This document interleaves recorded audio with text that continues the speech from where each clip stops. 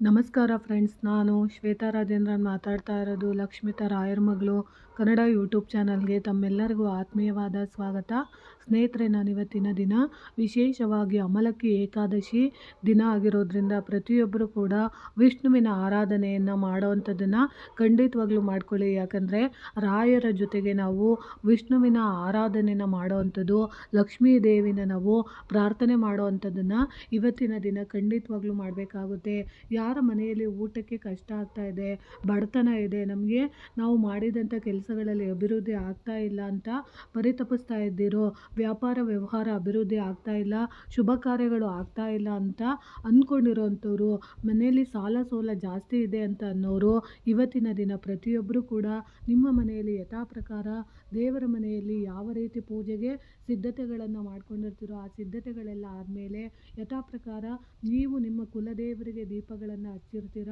ಅದರ ಜೊತೆಯಾಗಿ 2 ನೆಲ್ಲಿಕಾಯಿ ದೀಪಗಳನ್ನು ಇವತ್ತು ಪ್ರತಿಯೊಬ್ಬರು ಕೂಡ ಸಂಜೆಯ ಸಮಯದಲ್ಲಿ ಲಕ್ಷ್ಮಿ ಮತ್ತು ವಿಷ್ಣು ನಾರಾಯಣನ ಸಮೇತ ರಾಯರ ಸಮೇತ 2 ನೆಲ್ಲಿಕಾಯಿ ದೀಪಗಳನ್ನು ಬೆಳಗುವಂಥದ್ದನ್ನು ಖಂಡಿತವಾಗ್ಲೂ ಮಾಡಿ. ಯಾಕೆ ನಾವು ನೆಲ್ಲಿಕಾಯಿ ದೀಪನ ಬೆಳಗಬೇಕು ಅಂದರೆ ಲಕ್ಷ್ಮಿ ಬಂದು ಸ್ಥಿರವಾಗಿ ನಮ್ಮ ಮನೆಯಲ್ಲಿ ನೆಲೆಸೋವಂಥದ್ದು ಆಗಬೇಕಾಗುತ್ತೆ.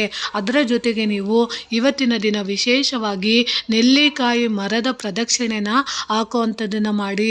ಅದರಲ್ಲೂ ನೆಲ್ಲಿಕಾಯಿ ಮರದ ಅಡೆ ಹೋಗಿ 28 ಅಥವಾ 108 ಪ್ರದಕ್ಷಿಣೆಗಳನ್ನು ನೀವು ಹಾಕಿದ್ದೇ ಆದರೆ ಖಂಡಿತವಾಗ್ಲೂ ಮಹಾಮಂತ್ರ ಜಪ ಮಾಡುತ್ತಾ ನೀವು ಇದನ್ನು ಮಾಡಿದ್ದೇ ಆದರೆ ನಿಮ್ಮ ಜೀವನದಲ್ಲಿ ನೀವು ಮಾಡಿರುವಂಥ ಪಾಪಕರ್ಮಗಳು ಎಲ್ಲ ನಿವಾರಣೆ ಆಗಿ ನಿಮಗೆ ಯಾವುದೋ ಒಂದು ರೀತಿಯಲ್ಲಿ ಲಕ್ಷ್ಮೀ ಸಾನ್ನಿಧ್ಯ ಅನ್ನೋದು ನಿಮ್ಮ ಮನೆಗೆ ಪ್ರಾಪ್ತಿ ಆಗುವಂಥದ್ದು ಖಂಡಿತವಾಗ್ಲೂ ಆಗುತ್ತೆ.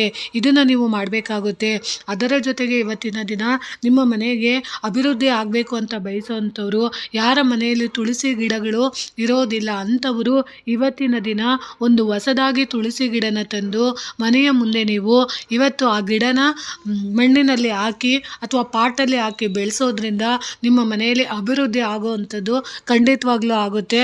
ಮತ್ತು ನಿಮಗೆ ಪುಣ್ಯ ಕೂಡ ಲಭಿಸುವಂಥದ್ದು ಆಗುತ್ತೆ. ಅದರ ಜೊತೆಗೆ ನಿಮ್ಮ ಮನೆಯಲ್ಲಿ ಶುಭ ಕಾರ್ಯಗಳು ಆಗುವಂಥದ್ದು ಖಂಡಿತವಾಗ್ಲೂ ಆಗುತ್ತೆ. ಇನ್ನು ನೀವು ಅಕಸ್ಮಾತು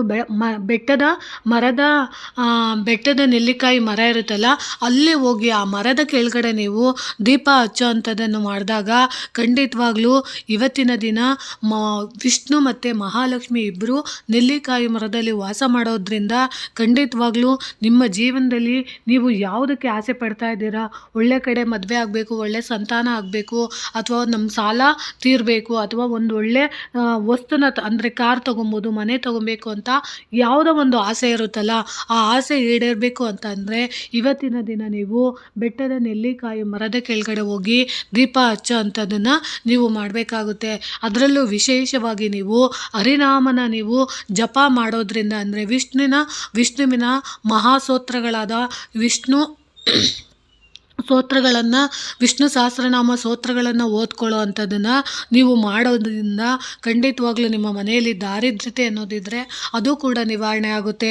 ಅದರಲ್ಲೂ ವಿಶೇಷವಾಗಿ ಬೆಟ್ಟದ ನೆಲ್ಲಿಕಾಯಿ ಮರದ ಕೆಳಗಡೆ ನೀವು ಹರಿನಾಮ ಜಪ ಮಾಡಿದರೆ ಅತ್ಯಂತ ಶುಭ ಫಲ ಕೂಡ ದೊರೆಯುವಂಥದ್ದಾಗುತ್ತೆ.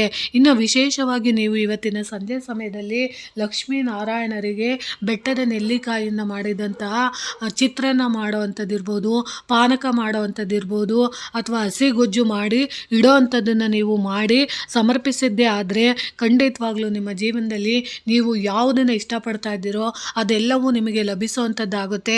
ವ್ಯಾಪಾರ ವ್ಯವಹಾರ ಅಭಿವೃದ್ಧಿ ಆಗುತ್ತೆ, ಆಯಸ್ಸು ಅನ್ನೋದು ಅಭಿವೃದ್ಧಿ ಆಗುತ್ತೆ.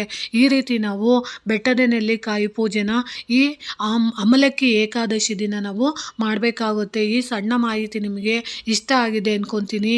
ಪ್ರೀತಿಯ ಧನ್ಯವಾದಗಳು ಸ್ನೇಹಿತರೆ.